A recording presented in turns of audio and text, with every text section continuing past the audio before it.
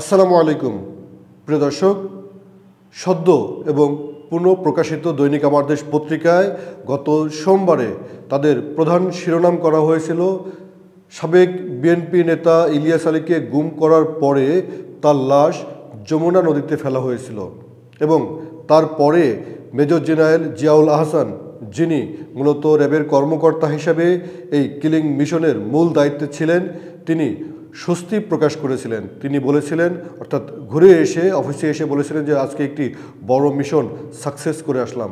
তার সেই স্বস্তির কথা উঠে এসেছে সেই প্রতিবেদনে। সুপ্রিয় দর্শক, ইলিয়াস আলীর লাশ যদি যমুনা নদীতে ফেলা হয় তাহলে তার দেহাবশেষ এখন কোথায়? যমুনা নদীতে কোন পয়েন্টে তাকে ফেলা হয়েছিল সেটি কি অনুসন্ধান করা হবে? আর না করলে কেনই বা করা হবে না? মূলত সেই প্রশ্ন উত্থাপন করার জন্যই আজকের এই বিশ্লেষণ। আমি বিশ্লেষণের গভীরে যেতে চাই।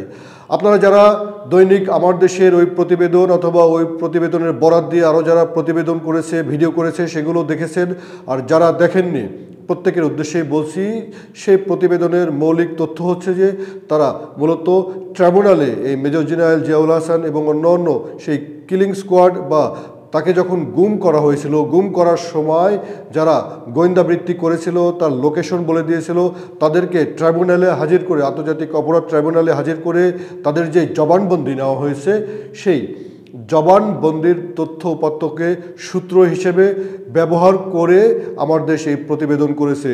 সেখানে দেখানো হচ্ছে 2012 সালের 17 এপ্রিল, যেদিন মূলত সিলেট থেকে ঘুরে এসেই হোটেল শেরাটনে, বর্তমানে যেটি হোটেল ইন্টারকন্টিনেন্টাল, সেই শাহবাগের হোটেল শেরাটনে তিনি সিলেটের বিএনপি নেতাদের সঙ্গে নিয়ে একটি বৈঠক করেন। সেই বৈঠক শেষে তিনি রাত 11টায় যখন বনানীর বাসার উদ্দেশ্যে যান, তার গতিবিধি লক্ষ্য করা হয় সেই হোটেল থেকেই এবং লোকেশন মেজর জেনারেল জিয়াউল আহসানকে বারবার জানানো হয় এবং বনানীর সাউথ পয়েন্ট স্কুলের সামনে 2 নম্বর রোডে সেখানে তার গাড়িকে ধাক্কা দেওয়া হয় এবং তাকে সেখান থেকে গুম করে তুলে নিয়ে যাওয়া হয় তার ড্রাইভার সহ। সুপ্রিয় দর্শক, আজ পর্যন্ত, অর্থাৎ এই প্রতিবেদন প্রকাশ হওয়ার আগ পর্যন্ত কিন্তু জানা ছিল না, আমরা জানতাম না যে ইলিয়াস আলী আদৌ বেঁচে আছেন অথবা বেঁচে নেই, অন্য কোনো আয়নাঘরে আটক আছেন অথবা আটক নেই, তিনি দেশে আছেন নাকি বিদেশে, তাকে কোথায় গুম করা হয়েছে। এখন কিন্তু লোকেশন, এক্সাক্ট লোকেশন না জানলেও অন্তত এটি জানা গিয়েছে যমুনা নদীতে তাকে ফেলা হয়েছে হত্যা করে। সুপ্রিয় দর্শক, তাকে যদি যমুনা নদীতে ফেলা হয় তাহলে আমরা সেই আলোচনায় যেতে চাই।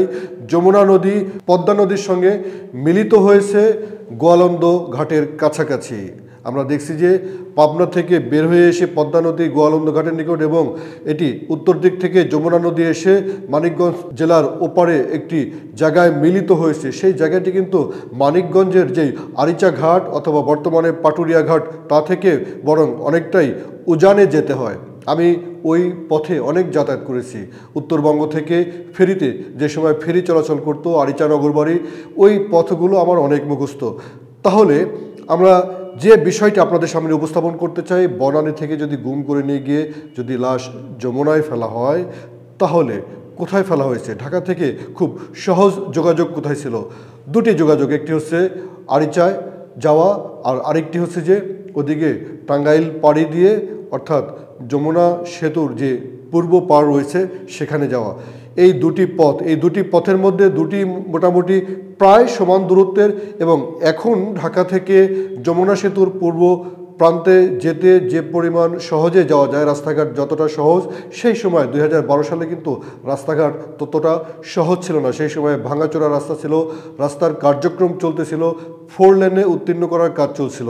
তবুও আমরা দূরত্ব বিবেচনায় বলতে পারি আরিচায় পৌঁছা, অর্থাৎ যমুনা নদীতে যাবার জন্য, অথবা এখানে যমুনা সেতুর পূর্ব পাড়ে টাঙ্গাইল পাড়ে দিয়ে এইখানে পৌঁছা, দুটোই প্রায় সমান দূরত্বের এবং তুলনামূলক সহজ। যদি বলি বনানী থেকে তাকে নিয়ে যদি মুভ করা হয় এবং এ ধরনের একটি কর্মকাণ্ড ঘটানোর জন্য যদি সুইটেবল প্লেস ভাবা হয় তাহলে বিভিন্ন বিবেচনায়, আমি বিস্তারিত আলোচনায় যাচ্ছি না, বিভিন্ন বিবেচনায় সেটি হতে পারে টাঙ্গাইলের কোনো একটি অংশে।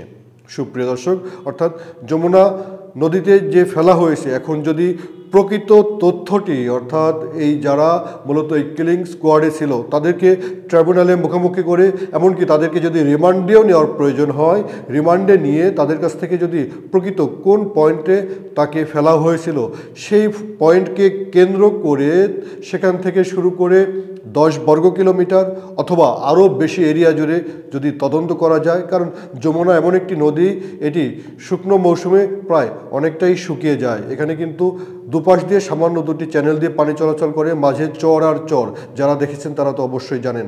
তাই এটি অনুসন্ধান করা খুব কঠিন কাজ হবে না, যেখানে বড় বড় সাগর মহাসাগরে অনেক বড় ধরনের নৌকাডুবি অথবা বিমান দুর্ঘটনা, বিমান পতিত হওয়ার ফলে অথবা অন্য অন্য ঘটনার ফলে ডুবুরিরা সুগভীর সমুদ্রের নিচে গিয়ে আধুনিক তথ্য প্রযুক্তি দিয়ে যে সকল মানুষকে খুঁজে বের করে নিয়ে আসে অথবা হারিয়ে যাওয়া কোনো জাহাজকে খুঁজে নিয়ে আসে, তার লোকেশন নিরূপণ করে।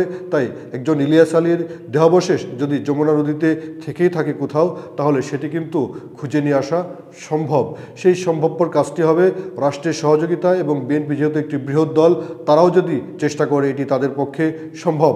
আমি মনে করি এই ধরনের একটি অনুসন্ধান কার্যক্রম চালানো উচিত এবং তার পূর্বে অবশ্যই এই সব দায়ী ব্যক্তিদেরকে রিমান্ডে নিয়ে প্রকৃতপক্ষেই আদৌ যমুনা নদীতে ফেলা হয়েছিল কিনা বা কোথায় ফেলা হয়েছে সেই পয়েন্টটি নিরূপণ করে সেখান থেকে শুরু করে শুষ্ক মৌসুম এবং বর্ষা মৌসুমে এখান থেকে যখন স্রোত থাকে, সেই স্রোত কোন দিকে থাকে, যারা এ বিষয়ে বিশেষজ্ঞ, সেই স্রোতে কি পরিমাণ পর্যন্ত এখানকার পলি বা ভারী বস্তু যেতে পারে বা একটি দেহাবশেষ কোন পর্যন্ত যেতে পারে, সব কিছু বিবেচনা করে একটি প্রাথমিক অনুসন্ধান তদন্ত চলতেই পারে।